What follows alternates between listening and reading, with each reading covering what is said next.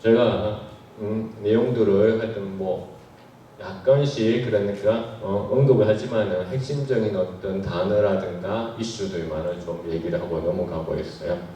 그 다음에 이제 거래 데이터인데 거래 데이터가 이제 신용카드 회사들에서 이제 하거든요. 우리나라 사람들이 평균 신용카드를 7개에서 한 8개 정도 가지고 있다고 해요. 근데 이 신용카드 회사들의 수입의 원천이 어디였을까요? 수수료였거든요, 수수료. 그러는데 어느 순간 신용카드 회사들이 새로운 데이터의 출처를 발견한 거예요. 그게 뭘까? 봤더니만 이 신용카드 정보에는 사람들의 소비 패턴이 나오더라라는 것이죠. 왜 소비 패턴이 나오는? 특정한 마트에서 뭐 해외 마트의 어떤 그냥 에피소드의 하나로서 언급이 많이 됐는데 기저귀하고 맥주를 사는 젊은 남자, 그러니까 20대 중반부터 30대 중후반의 남자들이 주말에 많이 증가를 했어요. 그러면 왜 이렇게 갑자기 이 두 개를 같이 결제하는 사람들이 많이 일어나니까 이런 걸까요? 아니겠죠?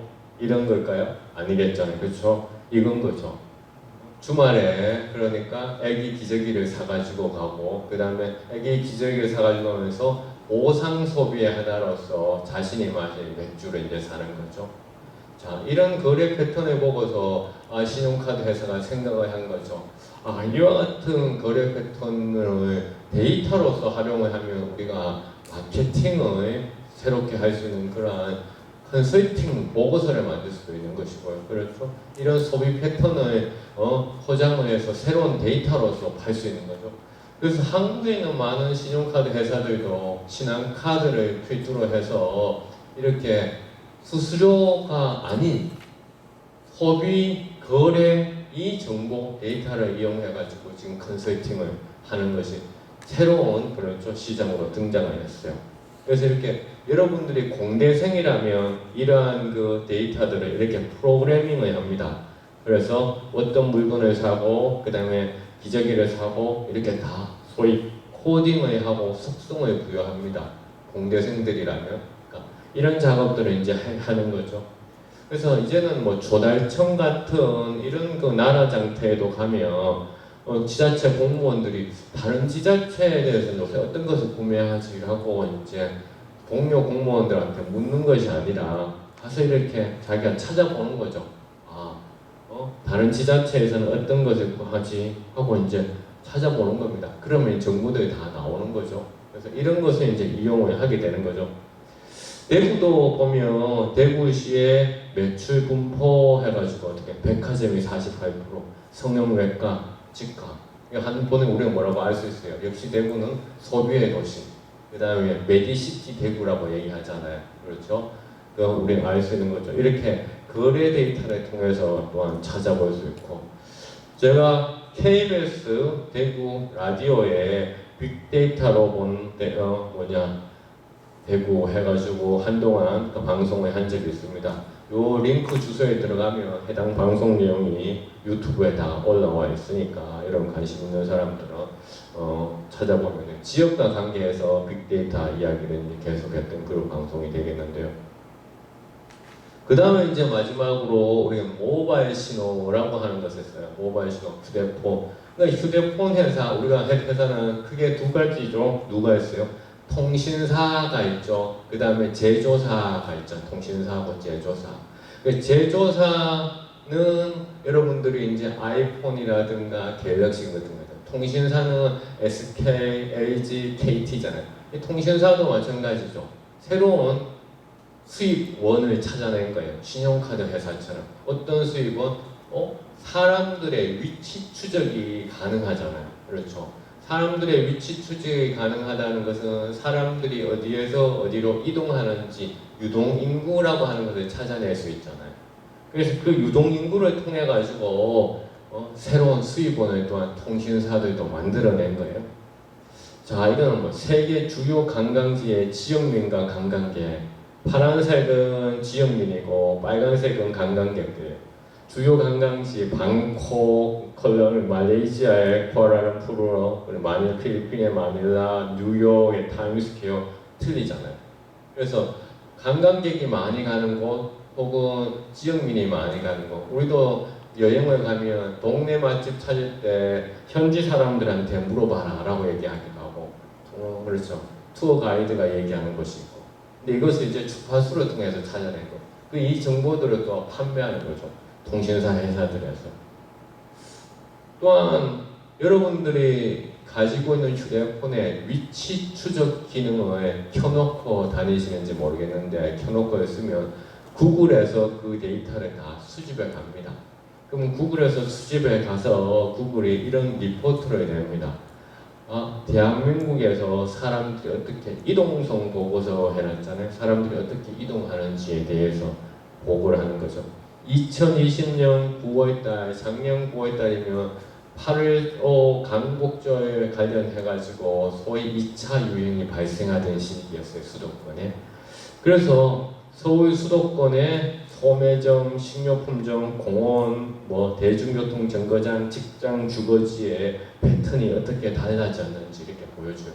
빨간색은 제가 그것을 전국하고 비교해가지고 해놓은 거예요. 그래서 사람들이 어떻게 이동하고 있는지를 이제 우리 코로나 기간에 찾을 수 있어요. 근데 구글 이 보고서의 단점은 대한민국은 서울 수도권만 나와요. 서울 수도권만 나와요. 근데 대구는 제가 또 이 질문을 많이 받았어요. 특히 부동산을 하시는 개업하거나 부동산 업을 한다든가 새로운 신규 개업을 하시는 분들이 또 묻더라고요.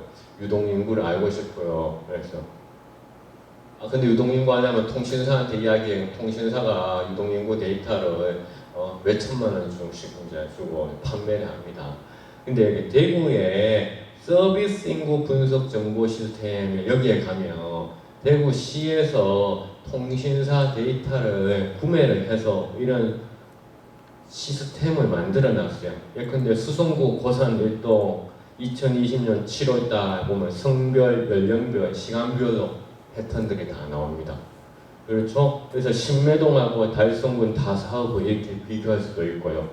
그래서 이거 대구 중구 일대에 2019년 2월달하고 2020년 2월달 코로나 이전하고 코로나 이후로 이렇게 비교를 한 거죠. 성내동이 어딜까요? 대구에. 동성로 다운타운이잖아요. 그렇죠? 그래서 제가 이제 10대, 20대, 30대 이렇게 해서 우리 조경호를 해가지고 그림을 다시 그려봐라 이렇게. 그럼 이제 이런 자료들을 가지고서 우리가 실제로 사람들이 어떻게 이동하는지, 이제 이거는 대구광역시 서비스 응무 분석 정보 시스템에서 왔지만은 이 데이터는 통신사 데이터를 기초로 해가지고 하는 거죠. 이 외에도 우리는 신용카드 데이터도 네이버의 데이터 랩에 가면 또한 제공을 하고 있어요. 그 다음에 최근에는 한국관광공사에서 또한 신용카드 소비액을 바탕으로 해서 데이터들을 제공을 하고 있어요. 자, 그래서 대구 중구 10대에서 30대 간의 서비스 인구. 자, 빅데이터는 근데 또 하나 되게 중요한 게 있는데 뭐냐면 이런 시각화하는 기법이에요. 시각화하는 기법. 이 시각화 기법 여기 지금 빨간색들이 나오고 파란색들이 나오는 거죠. 이런 것을 우리가 히트맵이라고 해요. 히트맵은 말 그대로 하면 뜨거운 지도잖아요. 그래서 빨간색일수록 뜨거운 색이 많이 표현될수록 어떻게 됩니까? 그 해당되는 현상이 많이 일어나는 거예요. 그럼 10대에서 30대 서비스 인구가 여기 뜨거운색 부분이 훨씬 더 많다는 거죠. 이거는 그냥 전통적인 우리가 선 그래프죠. 전통적인 막대 그래프예요. 빅데이터는 이런 전통적인 선 그래프, 막대 그래프, 파이 차트를 넘어서서 이렇게 버블형 차트, 그죠? 지도형 차트, 히트맵 여러 가지 유형들이 있어요. 그래서 제가 언론정보학과에서 인포그래픽스라고 하는 수업을 또 따로 한 학기 동안 진행을 합니다. 그 수업에서는 각각의 인포그래픽이 가지고 있는 비법상의 특징들을 얘기해요. 그래서 그런 수업들을 여러분이 들으면 좀 더 분석적으로 이제 시각화를 할 수 있는 것이죠. 자, 여기도 보면 다양한 이런 시각화들이 나오고 있지 않습니까? 그래서 예전에는 이런 것을 우리가 위학적인 해서 미대생들이 포토샵을 했는데 이제는 그렇게 하지 않아요. 어떻게 한다? 이런 것을 전문으로 하는 소프트웨어들이 있고, 그런 소프트웨어를 또한 수업 시간에 여러분들이 또 배우고 또 스스로 또 공부를 해야 되는 거죠.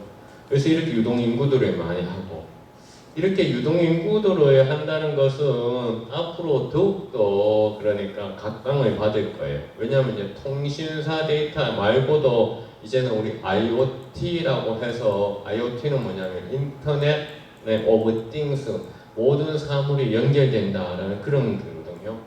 그래서 모든 사물이 연결되니까 각각의 사물들에서부터 데이터의 신호를 받아오는 거죠. 전기자동차가 갈수록 증가를 하고 있잖아요. 전기자동차는 실제적으로는 대부분 전자제품하고 마찬가지니까 신호를 수집하기가 너무나 좋아요. 그런 것은 다 인터넷이 연결 가능한 거죠. 그래서 이런 IoT의 시대가 되면서 이 같은 빅데이터의 새로운 또한 출처가 되면 어떻게 됐어요? 앞서 신용카드 회사가 스스로가 아닌 또 다른 수입원을 찾았고, 통신회사가 어떻게 통신비 말고도 또 다른 수입원을 찾았듯이, 전기자동차는 어떻게 그 회사는 또 다른 수입원을 데이터에서 찾을 거예요. 그렇죠? 그런 이제 시대들이 이제 오고 있다라는 거예요. 이런 것을 보면서 우리는 또 하나 염두에 둬야 될 것이, 이러한 데이터들을 어떻게 연결시켜서 새로운 데이터의 출처를 찾아갈 것인가를 봐야 되는 거예요. 그래서 빅데이터에서 앞서 이공계 학생들이 코딩하는 거 말고 더 중요한 게 있어요. 뭐냐? 빅데이터를 기획하는 거예요. 기획하는 거. 신용카드 회사가 새로운 데이터를 출처를 찾고, 통신사가 새로운 데이터의 출처를 찾아서 그것을 수입원으로 연결시키는 사람들은 누구냐면은 대부분이 문과생들이었어요. 놀랍게도. 그러니까 엔지니어 출신들은 그것에 대해서 기획해낸 바에 충분히 코딩을 어떻게 잘하느냐 이거거든요. 그렇다면 여기 보세요. 데이터의 연계가 중요한 것이, 카드 데이터하고 기상청 데이터를 연결을 해서 우리는 새로운 데이터의 출처를 찾을 수 있죠. 하나의 사례 이야기해 볼까요? 여러분들은 공중전화라고 하는 것을 사용도 해보지 않았고 아마 드라마에서만 봤을 거예요. 공중전화. 그런데 지나가다 보면 이제 공중전화 박스 봤죠? 공중전화 박스 보셨을 거예요. 이 공중전화 박스에 대해서 이 빅데이터를 하는 회사가 관심을 가졌어요. 관심을 가졌어요. 왜 관심을 가졌어요? 공중전화 박스는 대부분 어디에 있어요?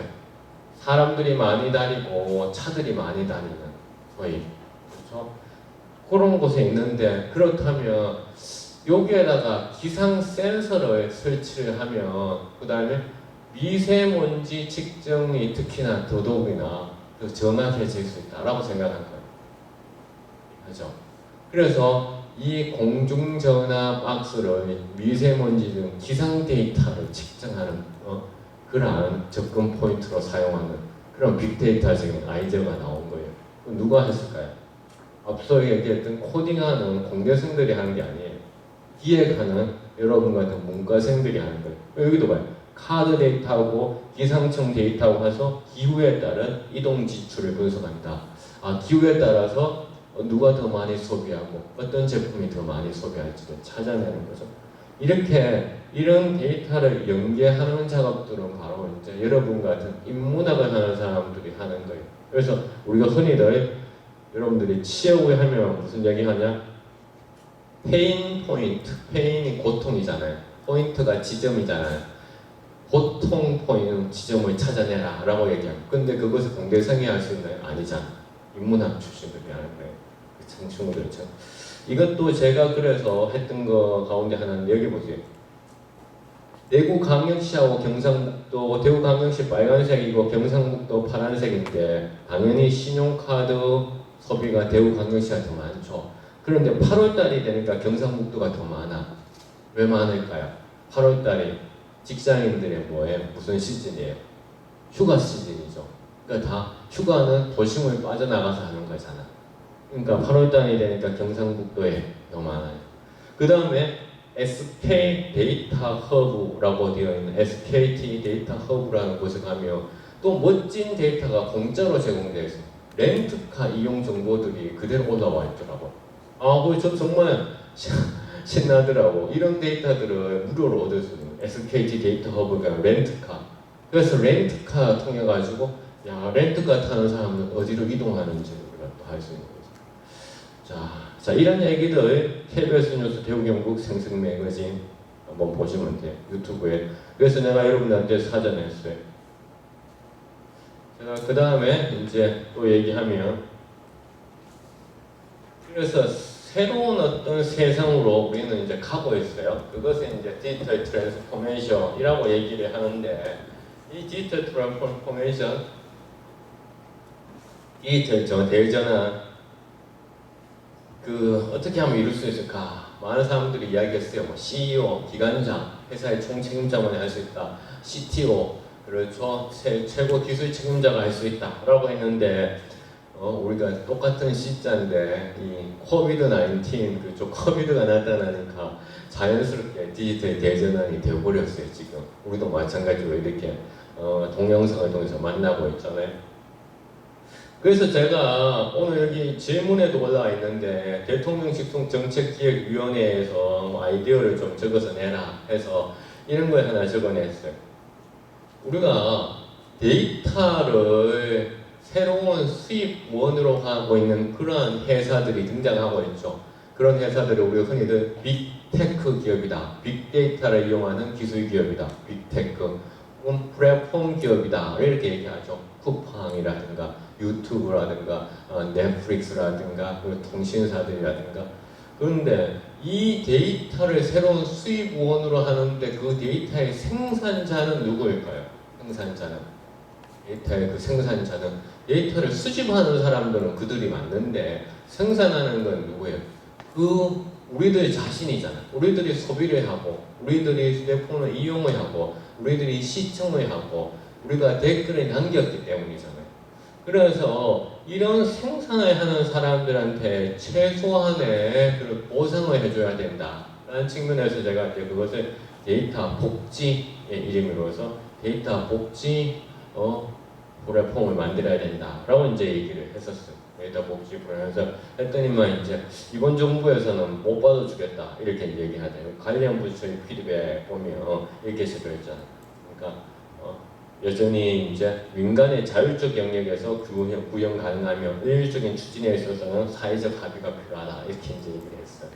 하지만 이제 저는 이제 여전히 이제 이 점을 중요시하고 있고, 프랑스에서는 프랑스는 좀 유럽이다 보니까 우리보다는 좀 더 급진적이라고도 얘기할 수 있는데요.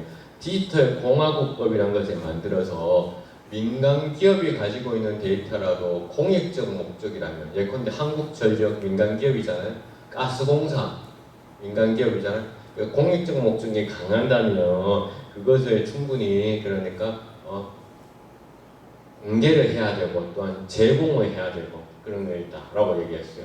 그래서 최근에는 데이터 활동가라고 하는 그러한 시민운동의 영역이 등장을 했어요. 그래서 데이터를 이용해서 새롭게 사회를 개선하자라는 이런 데이터 액티비즘이라는 영역들이 생겼어요. 대구에도 이런 데이터 액티비즘 공모전도 많이 하고 있으니까 관심을 좀 가지면 좋을 것 같아요. 또한 저는 이제 지금 하고 있는 정부의 사업 중에서 뭐 데이터 댐이라고 하는 사업이 있는데, 우리 학생들도 그 데이터 댐에 참여하고 있는지 모르겠지만은 그 데이터 댐을 좀 호환성이 높이자라는 측면에서 이야기를 하기도 했었고요. 또 그런데다 이런 얘기를 하면 여러분들뿐만이 아니라 그러니까 이제 공무원들 또 이제 무슨 얘기하냐, 지자체에서 무슨 이런 것을 할 수 있어. 그러니까 이런 얘기 많이 합니다. 지자체가 중앙부처에서 다 하는 거 아니냐 이런 얘기 많이 해요. 그런데 지능정보화 기본법이라고 있는데요. 여기에 가면 지방자치단체라고 검색을 하면 58번이나 나와요. 무슨 얘기냐? 지자체도 충분히 할 수 있는 법적인 근거가 있는데 대구가 유독이나 많이 안 해요. 그래서 대구가 빅데이터 관련 부처도 그렇고 경상북도도 그렇고 대구도 경상북도 가장 전국에서 늦게 만들어지고, 그렇죠. 그래서 지자체에서도 OTT 관련한 빅테크 관련한 플랫폼 기업과 관련한 이러한 어떤 조례들을 만들어서 우리가 뭔가 할 수 있거든요. 근데 그건 좀 많이 안 하는 것 같아요. 여러분들이 좀 하도록 많이 좀 역할을 좀 하고 하면 좋을 것 같아요. 자, 그 다음에